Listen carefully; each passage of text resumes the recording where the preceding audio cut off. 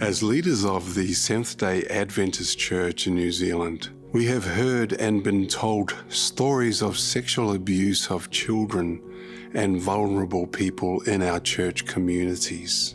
Such instances of abuse are intolerable and inexcusable. To all survivors of such abuse, we are sorry. We are also aware of many instances where survivors of abuse have suffered further trauma because the church community has not listened to, believed, cared and supported these survivors. For this too, we are truly sorry.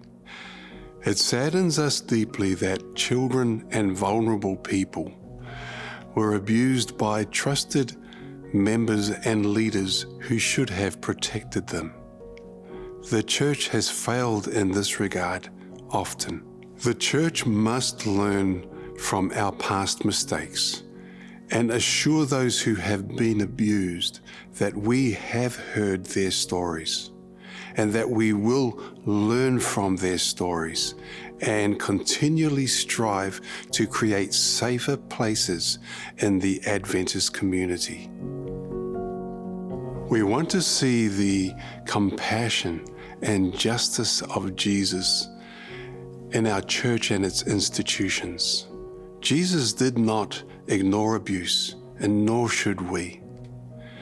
As a church community, we must join together to create a zero-tolerance approach to all forms of abuse. Jesus says that the kingdom belongs to those who accept it as a child.